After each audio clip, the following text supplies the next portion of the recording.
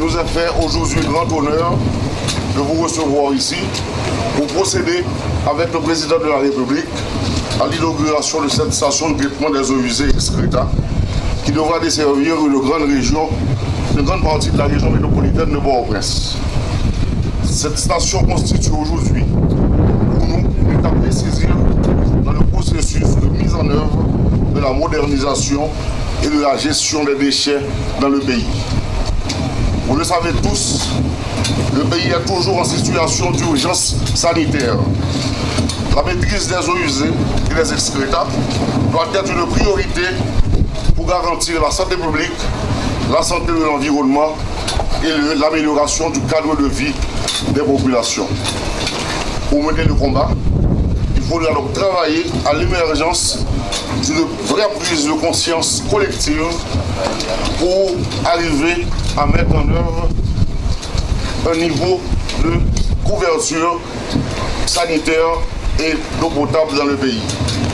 Malgré la catastrophe sanitaire aujourd'hui, il a fallu la volonté et l'intervention personnelle du président de la République ici présent pour la construction de cette station moderne. Nous le remercions une fois de plus. Nous ne saurions plus ne pas remercier le gouvernement espagnol qui, à travers l'AECID, nous a accompagnés pendant tout le processus de construction, tant du point de vue économique que du point de vue technique. Cette station, aujourd'hui en fonctionnement, marque le début du décollage de l'assainissement moderne en Haïti. Elle constitue la première d'un ensemble de 8 autres stations planifiées et en cours de construction au niveau du pays. Excellence, honorable invité, mesdames et messieurs, la construction de cette station représente à plusieurs égards un acquis capital pour cette zone qui est appelée à loger les infrastructures urbaines d'extension de la région métropolitaine de Port-au-Prince. Tout d'abord par le choix de la technologie. Le lagunage est une technique simple et expérimentée de traitement primaire de l'eau usée et de son déversement dans le milieu naturel. Il s'agit d'un système peu coûteux dans la durée puisque n'engendrant que de très faibles coûts de fonctionnement. Le système est performant, facile à construire et à entretenir et convient parfaitement à la situation de crise actuelle que confronte le pays au type de déchets attendus. Il permet une excellente élimination de la pollution microbiologique, puisque d'après les expériences des pays à climat équivalent, la charge polluante peut être réduite de 90%. De plus, il existe toujours la possibilité de valorisation agricole de la biomasse produite et dans ce sens, le système peut contribuer au développement et à la protection de la flore, de la faune et de la biodiversité.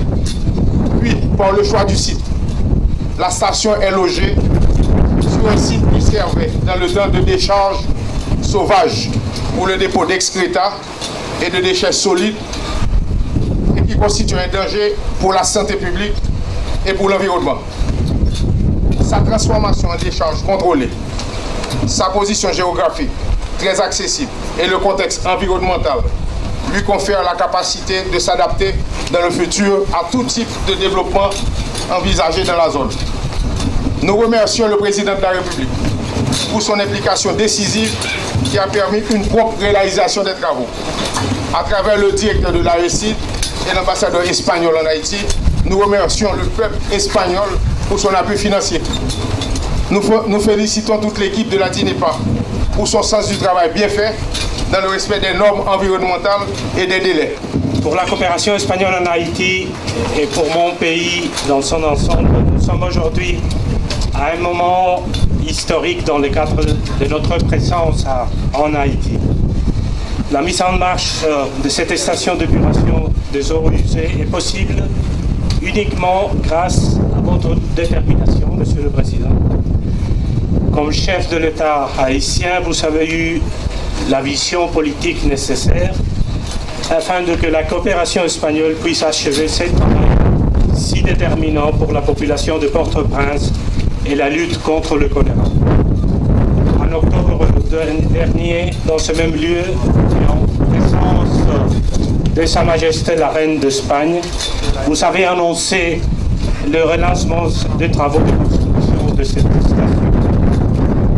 Bien que le monde dispose d'eau douce en quantité suffisante pour répondre aux besoins fondamentaux de toute la population, un habitant sur 5 de notre planète n'a pas accès à l'eau potable et l'assainissement fait défaut à 40% de la population mondiale.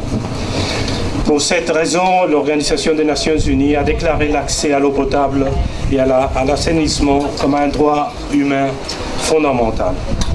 C'est dans cet objectif fondamental que le gouvernement de l'Espagne a approuvé en 2007 la création d'un fonds de coopération pour l'eau et l'assainissement pour l'Amérique latine et les Caraïbes. Haïti est l'un des pays de la région qui bénéficie directement de ce fonds espagnol. De fait, le programme bilatéral en Haïti est le plus important de tous ceux financés par le fonds. La station d'épuration des excrétants de la région métropolitaine de Port-au-Prince, que nous inaugurons aujourd'hui, est l'une des réalisations majeures. Il s'agit de la construction de la première des 3 stations prévues avec le financement du fonds espagnol. Pour tout ceci, la coopération espagnole appuie fortement et de manière décisive la stratégie d'assainissement de la Direction nationale de l'eau potable, la DINEPA, du gouvernement d'Haïti. L'engagement de l'Espagne vis-à-vis Haïti ne s'arrête pas uniquement au financement d'infrastructures. L'Espagne appuie également la réforme institutionnelle lancée par le gouvernement d'Haïti pour garantir la durabilité de ces infrastructures.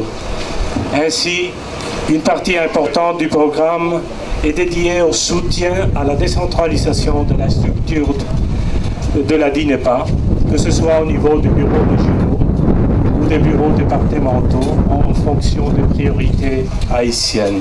La défense de notre environnement est sans nul doute l'un des aspects des 5 E qui me tient le plus à cœur. C'est pourquoi les objectifs visés par la construction de l'unité d'épuration que j'inaugure aujourd'hui m'interpellent directement. En effet, la gestion des déchets humains est une de ces tâches peut-être peu réduisante, mais incontournable, à laquelle doit se consacrer l'autorité publique. Dans ce sens-là, nous disons que c'est une nécessité, journée aujourd'hui, pour nous prendre responsabilité, nous, dans la question FATRA. Parce que si nous ne prenons pas responsabilité, nous, dans le domaine ça, conséquences capables pour nous, et c'est santé communautaire qui pourra le payer ça. Les nappes mettent FATRA n'importe qui gens avec n'importe qui côté. C'est de l'eau qui est en bas terre que nappe sale. Pour moi-même, ça c'est un acte criminel que nous commettons. Surtout les nappes gardé quantité FATRA qui descendent dans la rivière nous et dans la mer. Sans pas chercher qui est et pas qui est qui a responsabilité dans l'épidémie choléra, ça qui est important, c'est pour nous prendre conscience, c'est vie nous qui a payé les conséquences là. C'est négligence nous qui fait de l'eau nous tourner en source, qui a porté microbes, qui a touillé nous encore. L'épidémie de choléra nous force à comprendre combien est importante et censée la mise en place de cette unité d'épuration. L'intéressant avec cette station de Titanien est qu'à partir d'un processus d'épuration naturelle, les eaux seront débarrassées à 90% de leur charge polluante et pourront être à nouveau utilisées. De plus, le fonctionnement du système est peu coûteux et ne requiert qu'un entretien minimal. En outre, mon esprit positif se plaît à trouver dans cette station d'épuration un moyen de transformer une nuisance en bienfait. Certains ont dit, l'ordure c'est de l'or. Et l'unité de Titanien devrait s'inspirer de ce jeu de mots. J'attends cependant qu'il lui sera adjoint une usine de fabrication de compost. Et ainsi, de problèmes qu'il constitue actuellement, les excréta humains deviendraient fertilisants et serviraient d'engrais pour notre agriculture. Cet exercice de valorisation n'est pas hors de portée. Tout de suite après l'inauguration unité ça, moi souhaité mettre camper une usine qui permet de nous fabriquer compost.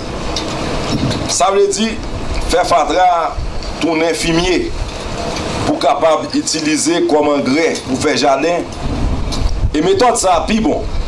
Le plus bon longtemps passer engrais fabriqué avec produits chimiques. Et dans ce sens ça, toute fatra qui a pas de problème vous ne vous dire. Pour l'utiliser pour faire tes abeilles en pile manger, il faut tourner engrais pour mettre dans le jardin et bailler agriculture, j'arrête. Ce n'est pas nous-mêmes seulement qui va exercer ça, toute valeur mérité. Parce que dans pile pays sous la terre, ils ont essayé une solution comme ça et puis ils ont adopté le tout. L'agriculture dans le pays, ça joue un bénéfice en pile monde qui a apprécié. Messieurs, dames, le problème n'a pas abordé aujourd'hui, ce n'est pas pour faire aucun monde plaisir. Cependant, nous ne sommes pas capables de toute importance qui gagne. Et station Titan l'ouvre route pour nous, une route qui est capable d'utiliser nous pour tout bien pays. À ce sujet, je me déplais à souligner l'intelligence et le sens des opportunités de la coopération espagnole, très présente en Haïti dans le domaine de l'eau et l'assainissement, et dont l'accompagnement a grandement contribué à la mise en place de la station.